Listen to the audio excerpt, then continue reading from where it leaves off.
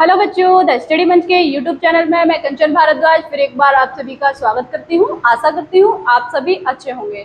तो बेटा, हम अपनी पिछली क्लासों में पदखंड अपना कंप्लीट कर चुके हैं। उसी के अंतर्गत हम उसमें जीवन परिचय जो रह गए थे उसी को हम कंप्लीट करते हुए चले आ रहे हैं। तो आज जीवन परिचय की हमारी ये तीसरी क्लास है। ठीक है ना। तो आज हम जो जीवन परिचय पढ़ने वाले हैं वो पढ़ने वाले हैं जयशंकर प्रसाद जी का। ठीक है, किसका पढ़ने वाले हैं? जयशंकर प्रसाद जी का, जो आप अच्छे से देख सकते हो। जयशंकर प्रसाद जी का हमने फोटो अच्छे से लगा दिया है जिससे आप पहचान लो कि जयशंकर प्रसाद जी यही हैं। ठीक है, तो देखिए किसका जीवन परिचय पढ़ने वाले हैं आज हम? जयशंकर प्रसाद जी का। चलिए स्टार्ट करते हैं। कॉपी और पेन को निकाल लीजिए। चलिए देखिए, सबसे पहले क्या होता है, एक सेकेंड।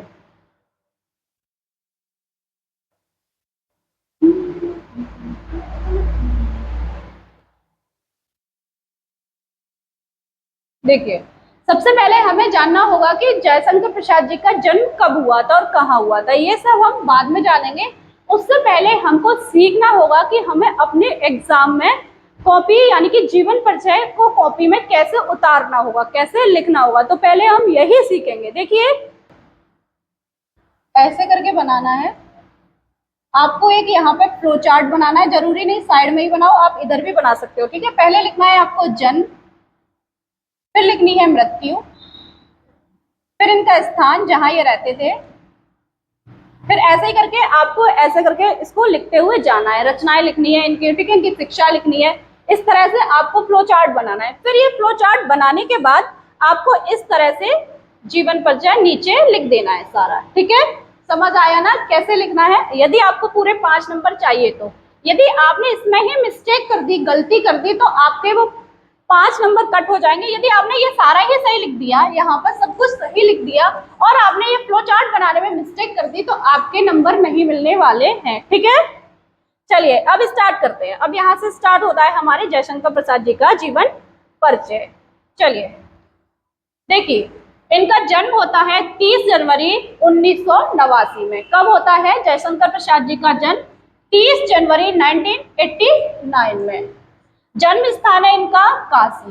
कहाँ पैदा हुए थे? काशी में। इनकी जो शिक्षा है वो है हिंदी, अंग्रेजी, उर्दू, फारसी, संस्कृत का स्वाध्याय था इनको, यानी कि खुद से इनको ज्ञान किया इन्होंने, खुद से इन्होंने ज्ञान प्राप्त किया। इनके जो पिता थे उनका नाम था देवी प्रसाद। इनकी मृत्यु 15 नवंबर 1937 में हो जाती है। इनकी जो रचनाएं है वह है ध्रुव स्वामिनी, चंद्रगुप्त, कामायनी, लहर, तितली, कंकाल। अब आपको ये फ्लो चार्ट अच्छे से याद कर लेना है। यदि आपने ये चार्ट याद कर लिया तो आपको 5 नंबर मिल जाएंगे। यदि आपने चार्ट बनाने में ही मिस्टेक कर दी तो एग्जामिनर को लगेगा बच्चे ने आगे भी गलत लिखा होगा, तो वो आपके नंबर कट जाएंगे। ठीक है, अब देखिए जयशंकर प्रसाद, ये याद कैसे करना होगा? देखिए, ये जयशंकर प्रसाद है। कौन है ये? जयशंकर प्रसाद, यानी कि शंकर यानी कि भोलेनाथ। तो आपको ऐसे याद रख लेना है शंकर। इनका जन्म होता है 30 जनवरी 1989 में। जन्म स्थान है काशी में। शंकर का स्थान कहाँ था? काशी में। ठीक है, ऐसे याद रख सकते हो।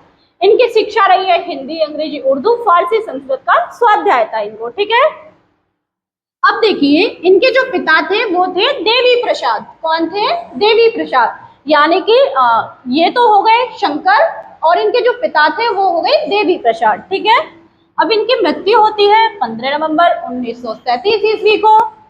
इनकी जो रचनाएं हैं वह है ध्रुव स्वामिनी, चंद्रगुप्त, कामायनी। यदि आप 3 को भी लर्न कर लोगे, अच्छे से याद कर लोगे, तो आपके लिए बहुत बेटर होगा। ठीक है, चलिए नेक्स्ट देखते हैं अब क्या कह रहा है। कॉपी पेन को आप लेकर ही बैठिए तो ज्यादा अच्छा रहेगा। यदि आपने कॉपी पेन में नहीं ले रखा है, हवा हवा में पढ़ रहे हो, तो शायद आपको ना भी याद रहे। चलिए स्टार्ट करते हैं। काशी के शुगनी शाहू नामक प्रसिद्ध वैश्य परिवार में जयशंकर प्रसाद जी का जन्म हुआ। कहाँ हुआ था? काशी के। कहाँ हुआ था? काशी के शुगनी शाहू नामक वैश्य परिवार में इनका जन्म हुआ था। किसका हुआ था? जयशंकर प्रसाद जी का। इनके पितामह का नाम शिवरत्न शाहू। इनके जो पितामह, पितामह किसको बोलते हैं? दादाजी को। जो इनके दादाजी थे जो इनके दादाजी थे उनका नाम क्या था? शिवरत्न। मैं कह रही हूँ ना, कैसे याद रहेगा, यानी कि भोलेनाथ, यानी कि शिव से आपको इनका सारा जीवन परिचय याद रहने वाला है। ठीक है, स्वयं ये कौन थे? शंकर प्रसाद। अब इनके दादाजी कौन थे? शिवरत्न। ठीक है, शिव जी, शिवरत्न साहू। और पिता का नाम देवी प्रसाद। ठीक है, इनके पिता का नाम देवी प्रसाद था। इनके पितामह शिव के परम भक्त, इनके जो पितामह थे कौन थे? दादाजी, वो शिव के बहुत ज्यादा परम भक्त थे। ठीक है, और दयालु थे। परम भक्त थे, परम भक्त होने के साथ साथ वो कौन थे? दयालु भी थे। जबकि पिता अत्यधिक उदार और साहित्य प्रेमी थे। प्रसाद जी का बचपन बड़ा सुखमय व्यतीत हुआ। अब क्या हुआ, ऐसा नहीं था कि जयशंकर प्रसाद जी का बचपन बहुत कठोर परिस्थितियों में से गुजरा हो, ऐसा नहीं था। वो बहुत, उनका जो बचपन था बहुत ज्यादा अच्छा व्यतीत हुआ। किसका हुआ? जयशंकर प्रसाद जी का। ठीक है, जब ये छोटे ही थे तब इनके पिता का स्वर्गवास हो गया। जब हमारे शंकर जी छोटे ही थे तब क्या हुआ? इनके पिता का देहांत हो गया, यानी कि स्वर्गवास हो गया, यानी कि मृत्यु हो गई। पिता की मृत्यु के 4 वर्ष पश्चात इनकी माता भी स्वर्ग सिधार गई। क्या हुआ कि जब पिता की मृत्यु हुई, पिता की मृत्यु के 4 साल बाद इनकी माता भी स्वर्गलोक यानी कि सिधार गई। ठीक है, माता पिता की मृत्यु के उपरांत इनका पालन पोषण और शिक्षा दीक्षा का प्रबंध उनके बड़े भाई शंभू जी ने किया। अब इनके बड़े भाई कौन थे? शंभू जी। यहाँ भी आपको भोलेनाथ से संकेत मिल रहा है, शंभू जी। ठीक है, अब होता क्या है कि एक दिन इनके पिता खत्म हो जाते हैं, उसके 4 साल बाद इनकी माता खत्म हो जाती है। तो इनके जो पालन और पोषण था, शिक्षा का कार्य था, इनके बड़े भाई के हाथ में चला जाता है और वह इनकी देखरेख करने लगते हैं। ठीक है, शंभू जी ने किया। इनका नाम क्वींस कॉलेज में लिखवाया गया, लेकिन स्कूल की पढ़ाई में इनका मन न लगा, अतः घर पर ही इनकी शिक्षा का प्रबंध किया गया।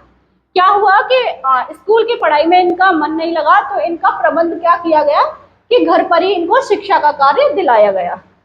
घर पर ही इन्होंने योग्य शिक्षकों की देख रेख में अंग्रेजी और संस्कृत का अध्ययन किया। किस किस का किया? अंग्रेजी और संस्कृत का। प्रारंभ से ही प्रसाद जी को साहित्य के प्रति अनुराग था। शुरू से ही, ऐसा नहीं कि उन्होंने बीच में ही करने लग गए, प्रारंभ से ही उनको अनुराग का बहुत ज्यादा क्या था? एक लगन थी, उनको बहुत ज्यादा लगन थी। ठीक है, समझ आ रहा है ना?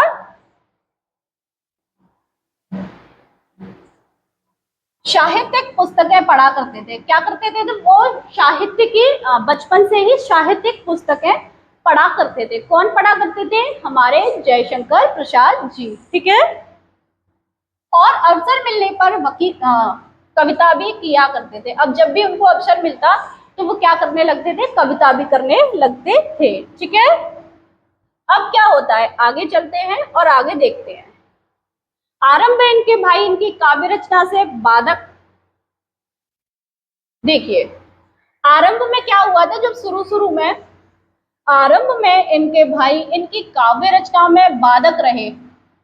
इनके जो बड़े भाई थे इनकी काव्य रचना से खुश नहीं थे, तो उन्होंने क्या किया? इन पर रोक टोक लगाना स्टार्ट किया, यानी कि ये उनमें बाधक रहे, उनके बड़े भाई। परंतु इनकी रुचि को देखकर बाद में उन्होंने इसकी पूरी स्वतंत्रता इन्हें दे दी। बाद में इनकी रुचि इतनी थी कविता में, साहित्य में, कि उन्होंने उनको फ्री कर दिया कि जाओ और आप अब से कर सकते हो। ठीक है, स्वतंत्रता दे दी। प्रसाद जी स्वतंत्र रूप से काव्य रचना के मार्ग पर बढ़ने लगे। इन्हीं दिनों इनके बड़े भाई शंभु रत्न जी का स्वर्गवास हो गया। अब होता क्या है कि शंभु रत्न जी भी स्वर्गवास हो गए। इससे प्रसाद जी के हृदय को बहुत गहरा आघात लगा। इनकी आर्थिक स्थिति बिगड़ गई तथा व्यापार भी समाप्त प्राय हो गया। पिताजी के समय से ही चले आ रहे ऋण से मुक्ति पाने के लिए इन्होंने अपनी संपूर्ण पैतृक संपत्ति बेच दी। अब क्या हुआ था कि हमारे शंकर जी के पास पिता के टाइम से ही इतना कर्जा हो रखा था।